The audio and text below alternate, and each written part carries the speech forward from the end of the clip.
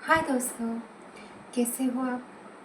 आज मैं आपको अ, कुछ स्तोत्रों के स्तोत्रों के जो पुस्तक होती है ना, वो दिखाऊंगी। ये मेरे पास है।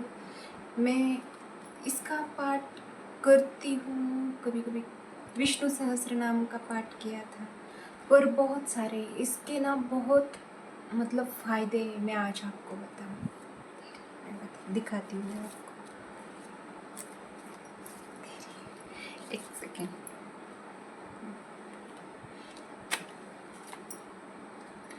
ये जो है ना, इसको सर्वारिष्ट नाशक शाबरी कवच कहते हैं। और इस कवच का ये मैं आपको महात्म्य बताती हूँ। ये 10 रुपए की है, सिर्फ 10 रुपए की। और इस कवच का महात्म्य ये है ना कि इसको सिद्ध करने की ज़रूरत नहीं होती। हम कुछ कवच जो डेली पाठ करते हैं, और कभी हमें इतनी जल्दी उसका रिजल्ट नहीं मिलता। देवी का हो, दुर्गा कवच हो, या शिव कवच हो, या कोई भी कवच जो हम देवी माता का या फिर जगदम्बा या फिर हनुमान कवच, ये तो वो ना सिद्ध होने के बाद ही वो हमारे हमारे ऊपर वो कवच काम करने लगते हैं। पर ये जो कवच है ना, सर्वारिष्ट नाशक शाबरी कवच, ये सिद्ध है। जब आप इसका आप अगर पाठ कर 2 3 4 पाठ हो गए ना, तो भी ये असर दिखाना शुरू करेगा, क्योंकि ये शाबरी कवच है और देवी माता का है। और जब शाबरी मंत्र भी जो होते हैं और कवच भी जो होते हैं ना, तो ये सिद्ध किए हुए होते हैं। तो अगर आपको कहीं से भी अगर किताब मिले तो ज़रूर ले आना, क्योंकि बहुत छोटा सा है, बहुत बड़ा भी नहीं है। देखिए, बहुत छोटा है, कवच बहुत छोटा है। और इसमें आपको दिखाऊं, आपको मैं इसमें यंत्र भी है एक। मैंने बहुत सारी किताबें ली इस 6 महीने में ना। ये देखिए,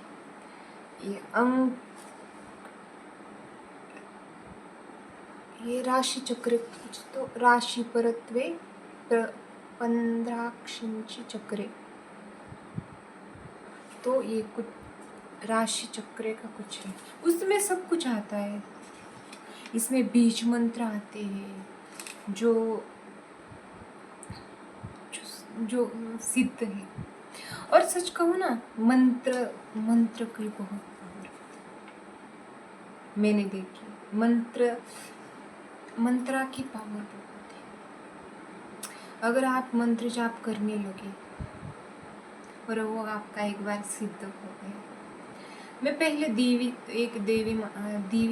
का मंत्र जाप करती थी।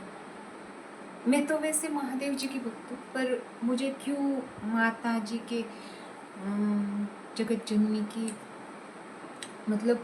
एक मंत्र उठाया मैंने, और उसका मैं जप करती थी रोज 7 6 माला ऐसे।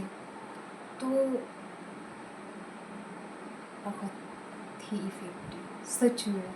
आप मंत्रा का जाप करके देखिए। आप कवच का भी, मैं सुनती थी पहले, मेरे पास किताबें नहीं थी। मैं आपको सॉरी, मैं आपको अगर ये कहूँ कि मैं पहले सिर्फ मोबाइल पे सुनती थी कवच, देवी कवच हो गया, ये तो बहुत ही अच्छा। मैं डेली सुनती थी 5 6 महीने डेली। फिर ये कुछ हो जाता था, फिर बंद हो जाता था, फिर सुनती थी। पहले मेरे पास ना किताबें थी, ना कुछ थी। मैं तो ऐसे ही भगवान के भरोसे थी। अब बहुत सारी किताबें हैं मेरे पास। ये देखिए, इतने, ये सारे कवच है। ये सारे आपको हर कवच का, ये दुर्गा कवच है। ये देखिए, ये दुर्गा कवच, ये मैं सुनती थी मोबाइल पर। ये दुर्गा कवच है, ये महिम्न स्तोत्र है।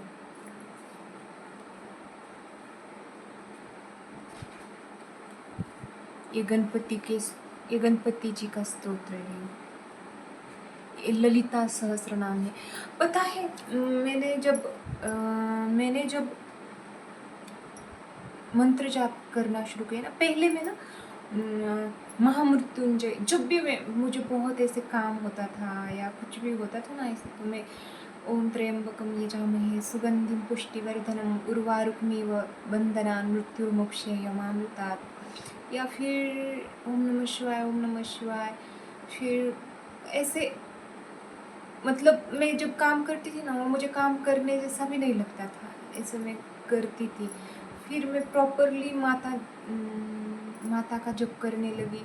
फिर जब, अब तो मैं, वो भी मेरे मुझसे छूट गया। फिर अब मैं अभी के लिए कुछ नहीं, पर मैं स्टार्ट ज़रूर करूँगी, क्योंकि अभी थोड़ी सी मैं प्रॉब्लम में हूँ, तो आप समझ सकते हैं।